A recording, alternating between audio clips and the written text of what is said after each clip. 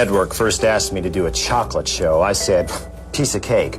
After all, I'd been around the semi-sweet block a time or two. Figured I'd talk to some experts, maybe read a new book, come up with a few new dishes, but what was a casual investigation slowly became an obsession. And finally, though, after nights of hanging out in seedy online chocolate chat rooms, I finally got a solid lead in the form of a cryptic email from someone named WJW. Whoever they are, they've made for me to come alone.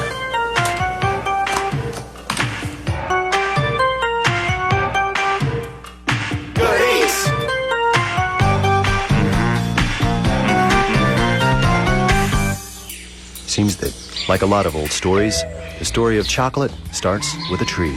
So, Theobroma cacao. Food of the gods.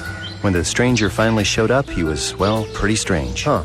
Yeah, supposedly a gift to the Maya from the god Quetzalcoatl. Who then disappeared into the ocean. Yeah, but not before promising to return. Which is why the Aztecs mistook Cortez for a god and gave him all their chocolate. Yeah. Just before he wiped out their civilization. Say, who are you anyway? The cacaos are coliferous, you know.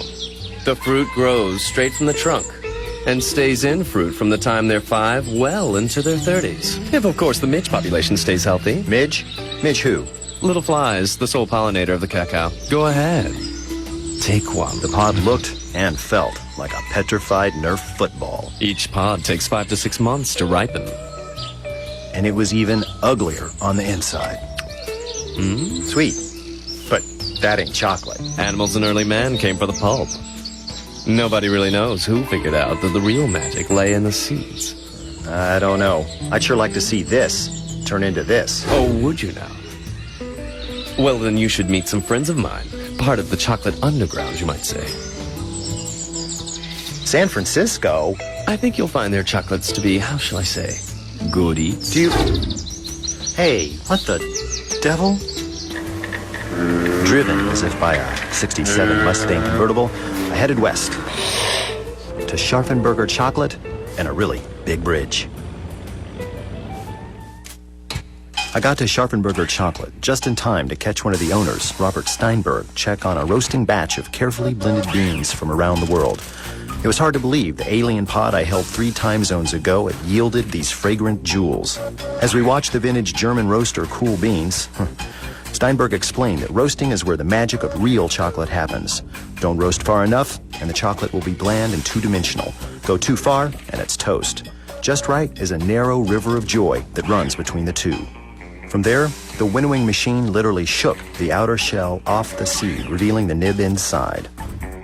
Then came the mélangeur, which gets medieval on the nibs by grinding them with coarse sugar under the weight of 2 granite wheels. As the cocoa butter inside the nibs combined with the cocoa solids, what started as brown gravel became a glistening, smooth paste. This is what chocolate insiders call cocoa liquor. It doesn't contain alcohol, but if a chocolate bar was a cocktail, this stuff would be the booze. Steinberg explained that different chocolates have different percentages of cocoa liquor, from bitter chocolate, which can have as much as 98% of the stuff, down to milk chocolate, which may have as little as 10%. White chocolate contains cocoa butter, but no chocolate solids at all. Next came conching, a mixing and heating that drives off bitter compounds and smooths the chocolate out to a velvety elixir of love. The conching process can last a day or more in good chocolates. Any chocolate that ends up in bar form has to be tempered or heated and cooled until all the different fats kind of synchronize their melting points. Skip this, and the chocolate will never set into a shiny, snappy bar. Then, Steinberger showed me the secret to Scharfenberger's success.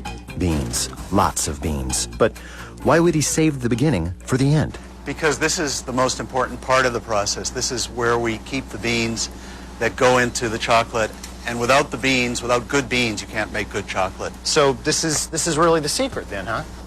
In a sense, it is. I mean, people who make chocolate are very careful about protecting their sources of beans. And we're using beans from a lot of different places. How many different places? I think 5 or 6 different countries. But even within an individual country, the beans may vary from one farm to another. So in a way, this is kind of like coffee beans, the way people roast and blend coffee? I don't think they're tasted as much in the process of roasting as cocoa beans are. You basically decide which ones you're going to use, and you create a blend and then taste them and then probably go back with coffee.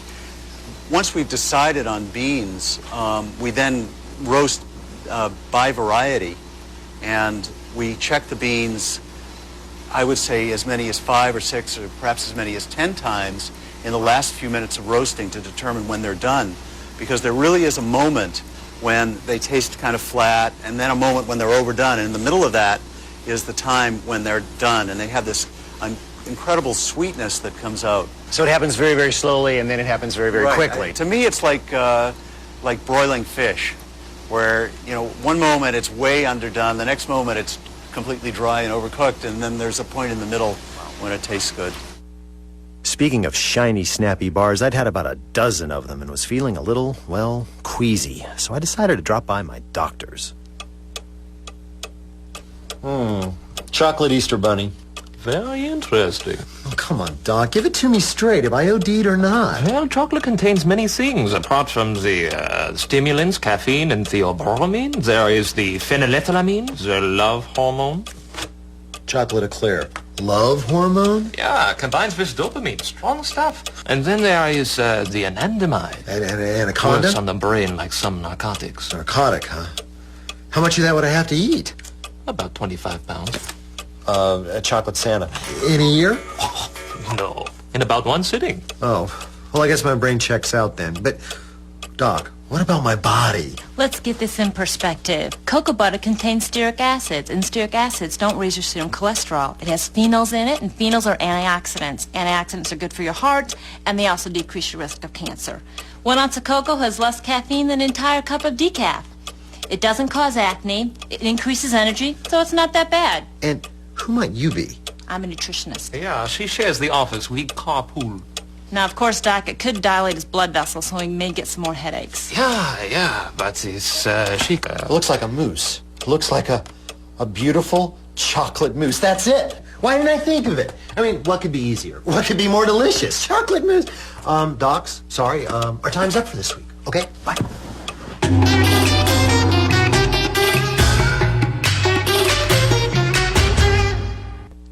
Mousse.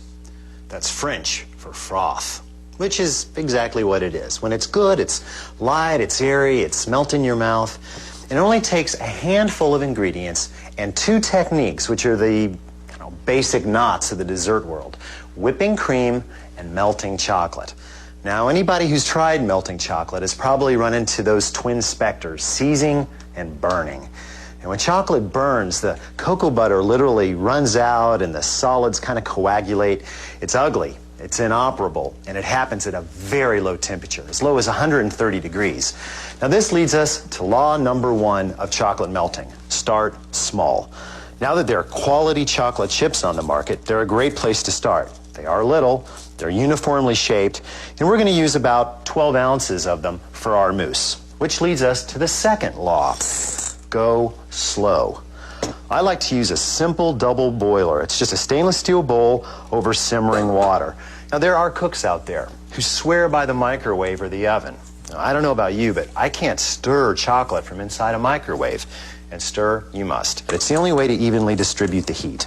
Now, if you don't have chips, don't worry. You can use bar or block chocolate, but chop it up as fine as you can with a heavy knife beforehand. Now, this is usually when I add a little bit of salt. Chocolate loves a little salt.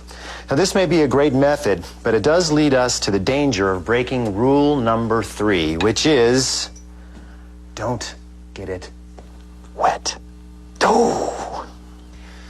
Now, if 1 drop of water can turn a whole pot of chocolate into Chernobyl, then why is it there's so many chocolate recipes that have liquid in them, ours included? Well, luckily, in my line of work, there are always food scientists dropping by and hanging around. So, Shirley, what's the deal? What happened to my chocolate? It's called seizing, and it happens when you've got dry particles, and that's what we've got in chocolate: dry particles in this rich fat cocoa butter. A tiny bit of moisture glues these dry particles together. Let me just show you with the sugar here. If you put a lot of water in, dissolves, no lumps. But if you take your spoon, you stir your coffee and have just a little water, Look at all these clump, lump, lump. So how do I fix it? More liquid. Okay. And it'll all be all right. We've got 3 ounces of espresso, 1 tablespoon dark rum, 4 tablespoons of butter. So is that going to do it? Is that enough? Oh, yes. Your magic amount is 1 tablespoon of water-type liquid for every 2 ounces by weight of chocolate. And that will be enough to wet everybody down and prevent seizing. This is why having your own kitchen scientist is the best accessory money can buy. Well, what do you know? She was right. We're smooth again. Of course, if we had melted all these ingredients together in the first place, it would have been smooth all along, and this all would have happened a lot faster. We can go ahead and take this off the heat. The few chunks that are still there will melt with an occasional walk-by stir. We need to let this cool down to just above body temperature anyway, so leave it alone. And next up, the cream.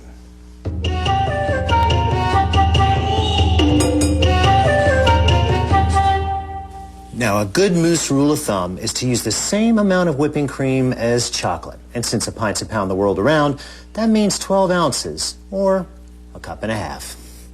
Now, pour off a couple of ounces of this into a metal measuring cup and refrigerate the rest. Okay, if there were a trick to chocolate mousse, and I'm not saying there is, but if there were, it would be powdered gelatin. Odds are you've never pondered this stuff in the store. Why would you? It's flavorless, colorless, odorless. It's a veritable ninja. But what it does is bind moisture, which, if you're chocolate mousse, is a pretty cool thing. Take about a teaspoon. Now, before this can be dissolved, it has to bloom or soak in cold liquid, like cream. It'll take maybe 10 minutes. Just forget it's here. Besides, whipping time's here. You're going to need the remainder of the cold whipping cream, a decent mixer, I like a handheld model, and a stainless steel or copper bowl. No glass or plastic. And anything that comes in contact with the cream needs to be chilled thoroughly. In the freezer, please. Why bother with this? Well, the answer, my friend, is floating in the cream. It's all about fat and air. See, when you start whipping cream, you're mainly, well, blowing bubbles. You do this on a low setting just to kind of get things frothy. Not too fast. Just enough to get some bubbles worked in. Take your time. As soon as you get a good, well, kind of a Mr. Bubble bath thing going, give it the gas. And this is a newly formed bubble inside whipped cream. We've got air in the middle, walls of water, and these little blue guys are fat globules just kind of hanging around the border. Now, the more air you whip into the cream, the more bubbles you make. But there's only so much water to go around, so these bubbles get smaller and smaller and smaller until eventually these billions and billions of bubbles are so small that, bingo, their fat globules touch. And you've got stable whipped cream, suitable for any dessert topping or even frosting a cake. Now, if you keep whipping this, the little fats will eventually squeeze out all the water and all the air, and you will have made butter. This is a very good skill if you live in the little house on the prairie. But for making chocolate mousse, it's not that valuable. Now, since this structure depends on fat, we want to do everything we can to keep that fat from melting. That's why the chilled bowl and beaters. Now, we've got medium peaks, which is good. We could go all the way to stiff peaks, but then the cream would lose all of its elasticity, and we're going to need that elasticity when we fold this in later. Now, right now, this is a stable, thick cream. And adding the gelatin into the chocolate is going to keep it that way. See, without some kind of stabilizer, eventually physics would win, and the water trapped in our whipped cream would weep out, which would wreck our mousse. Enter the gelatin. That little teaspoon will stabilize all that water, but it has to be dissolved first, which you can do over direct heat. Just keep moving it around until you don't see any more grain. Be careful not to boil it, because that would damage the gelatin. Okay, chocolate is still at a good temperature, so we're just going to pour the gelatin mixture in. And stir. Now, you got to know when to hold them and when to fold them. And now, it's time to fold them. Bringing these two kids together is kind of like a culinary blind date. It could be magic or it could be disaster.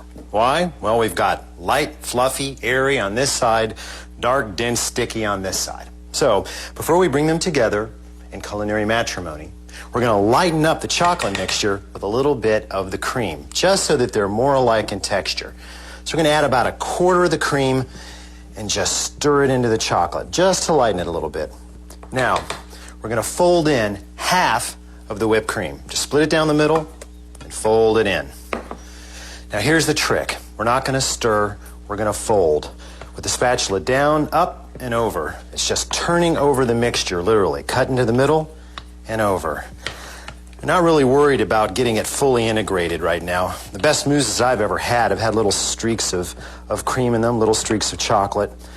The main thing is that we don't want to overdo it, because if we do, we're going to beat all the air out of the whipped cream, which is not what we want. That's enough. Now go ahead and add the rest of the cream. And repeat. Just fold over. Turn and fold.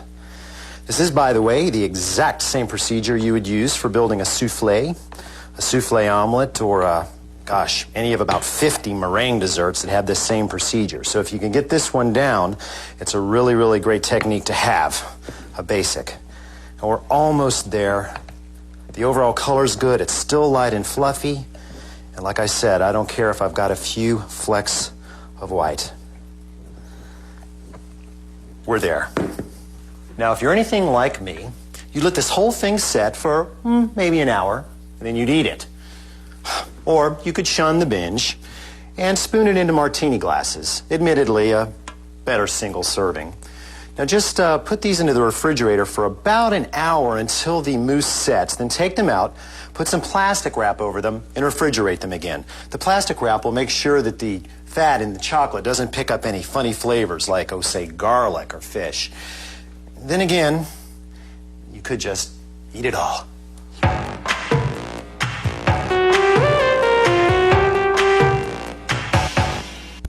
I would have stopped with the mousse if it hadn't been for an unexpected piece of airmail.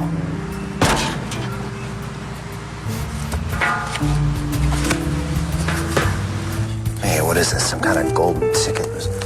Wonka. Huh. Hey, some kind of recipe.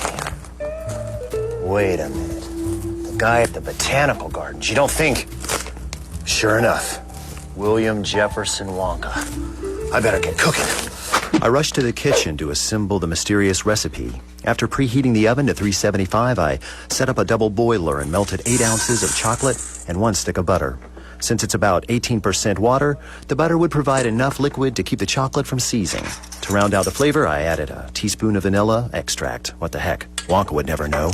I loaded up my snub-nosed hand mixer, gathered the rest of the hardware and software I knew I'd need, and then settled down to figure out what I was concocting. A half cup of sugar would add sweetness and keep the cakes moist. A tablespoon of natural cocoa promised deep chocolate flavor. A measly 4 tablespoons of all-purpose flour would provide some structure, but boy howdy, these suckers were going to be dense. Wisely, a 1/4 teaspoon of salt was called for to highlight the other flavors. So far, so good. I took the chocolate off the heat and smoothed it out with the KitchenAid, set to stun. Next came 4 eggs, each one fully incorporated before the next one took the dive. Yolks would add richness, and the whites would leaven by holding on to air, just like a souffle. Finally, I sifted in the dry stuff, just a little at a time. No lumps today, thanks. All that was missing now was the air, so I opened up the mixer and gave the batter what it needed, a good beating.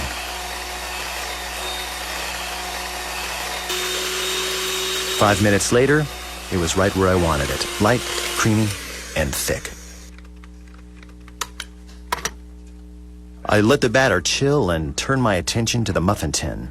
I buttered the cups using my favorite butter-in-the-bag trick. Then I sprinkled on a hefty load of cocoa powder and spread it around. I figured a disher would make fast work of that sticky batter, and I picked out a nice 4-ouncer so the nice little cakes would have plenty of room to rise. I set my timer for 10 minutes and made a sauce, just in case.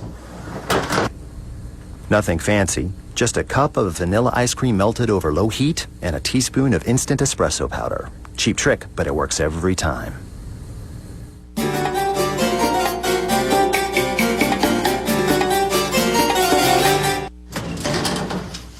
Crusty sides, wobbly centers, perfect. It was time to face the muffin.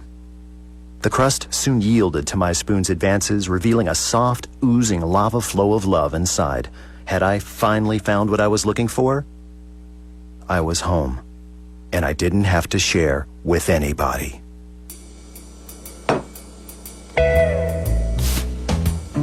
So our story ends as it began.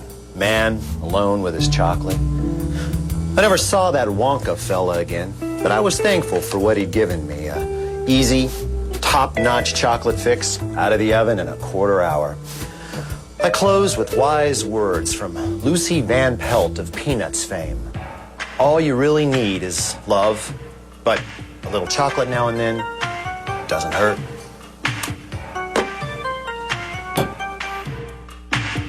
Visit us on the web at www.foodtv.com.